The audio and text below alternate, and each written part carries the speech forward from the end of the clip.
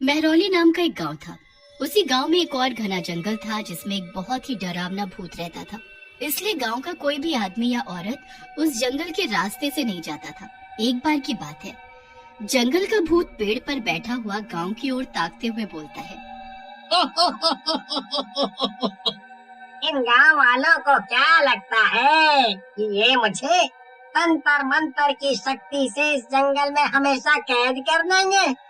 अरे इन मूर्खों को ये नहीं पता कि मैं बहुत जल्द इस जंगल से आजाद होने वाला हूँ। बस आज की काली अमावस की रात और निकल जाए, फिर अगली सुबह मेरी होगी। हाँ, फिर मैं गाँव के एक एक आदमी और औरत से चुन चुन कर अपनी मौत का बदला लूंगा। इन गाँव के लोगों को ऐसे मारूंगा कि इन्हें पानी भी नसीब नहीं होगा।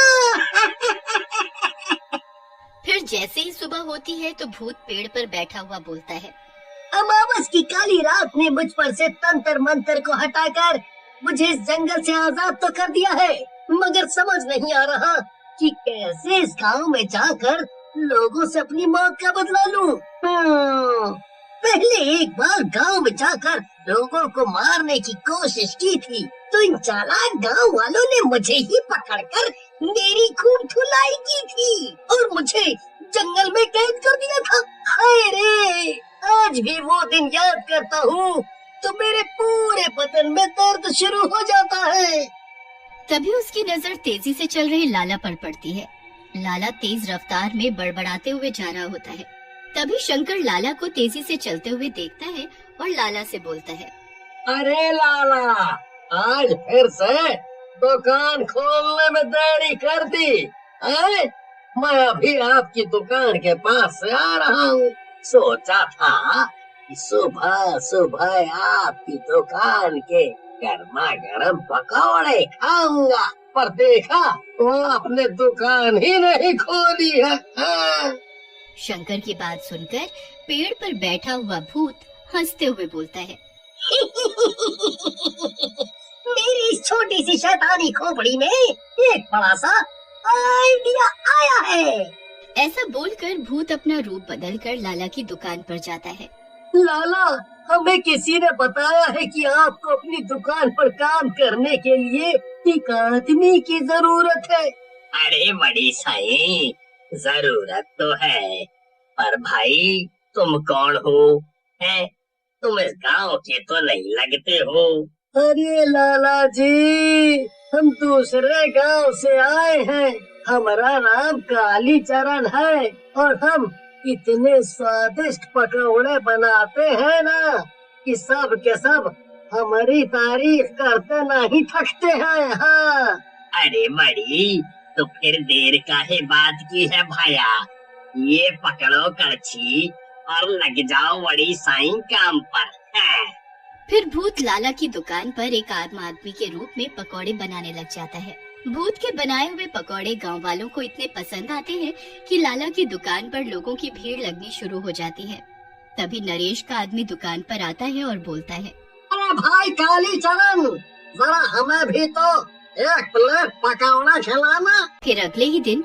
अरे लाला, अब तो आप घर पर आराम करो, यहाँ दुकान की कतई चिंता मत करो। दुकान का सारा काम मैं अच्छे से संभाल लूंगा। हाँ। अरे बड़ी सच्ची में काली चरण, जब से तुम हमारा दुकान पर पकोड़े बनाने का काम करने लगा है साईं, तब से तो हमारा दुकान बहुत फेमस हो गया है। हम अभी आज से, अरे बाबा आज से नहीं बल्कि अभी से हम अपना पूरा दुकान का जिम्मेदारी तुमको देता है साईं।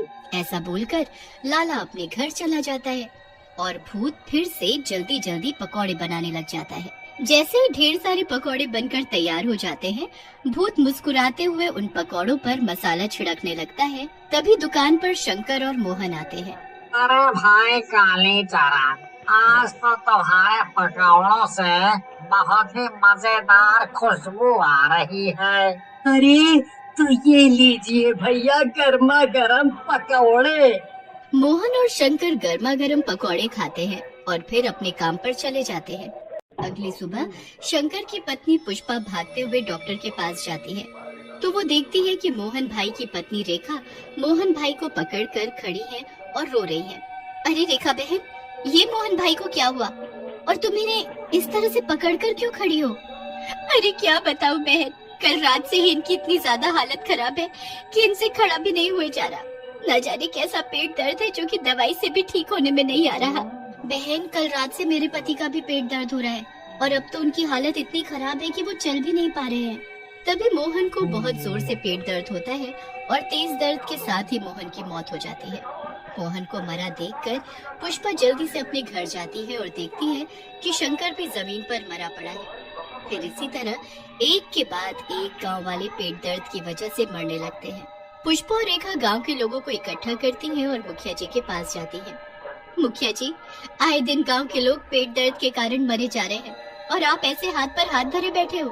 हाँ मुखिया जी, पहले तो मेरे पति पेट दर्द की वजह से मर गए, अब मेरा बेटा भी कल रात से पेट दर्द बता रहा है। तभी गांव में रहने वाला सुमित बोलता है, अरे आज सुबह से हमारा भी पेट दर्द हो रहा है। हम तो डॉक्टर बाबू से दवाई भी लेकर खा लिए हैं, पर पेट दर्द है कि कम होने का नाम ही नहीं ले रहा है। भाई सुमित, सुबह सुबह तुमने ऐसा क्या खा लिया है जो तुम्हारा सुबह से पेट दर्द शुरू हो गया?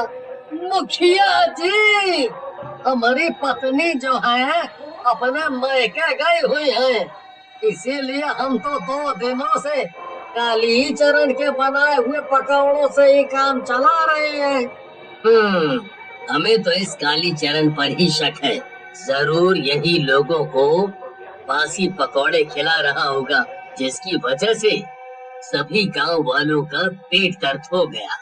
मगर कालीचरण तो पिछले कई दिनों से गांव वालों को पकौड़े बनाकर खिला रहा है, तब तो किसी को कुछ नहीं हुआ। मुखिया जी, हमका भी कछु गड़बड़ लागत है। आज सुबह जब हम काली चरण से पकौड़े मांगे तो हमसे बोला कि हमरे स्पेशल चाट मसाला वाले पकौड़े खाओगे तो सीधे भगवान के पास पहुंच जाओगे। और ना जाने अपने मन में क्या बड़बड़ा रहा था।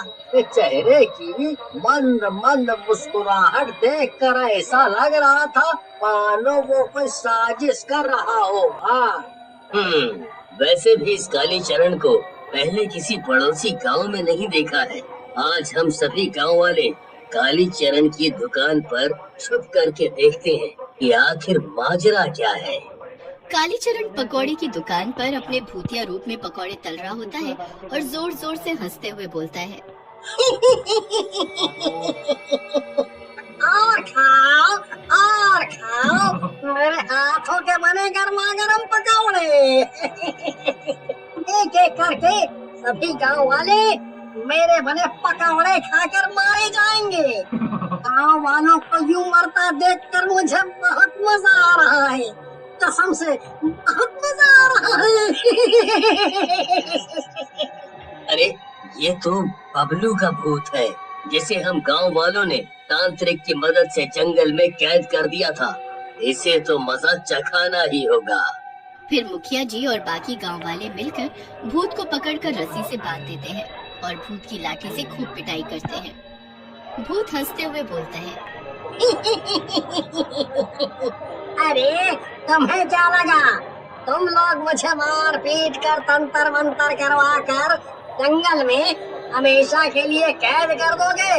पर देखो, अमावस की काली रात ने मुझे जंगल से आजाद कर दिया और अब मैं गांव के सभी लोगों से अपनी मौत का बदला लूंगा।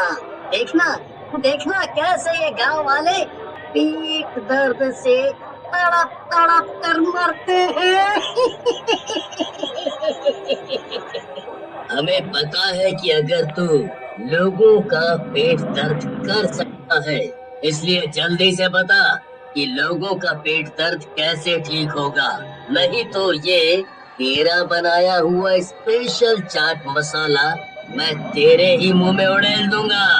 नहीं, मुझे ये जादुई मसाला मत खिलाना। वो सामने जो पानी की बोतल रखी है उसमें जादुई पानी है, जिसे पीने से पेट दर्द ठीक हो जाएगा।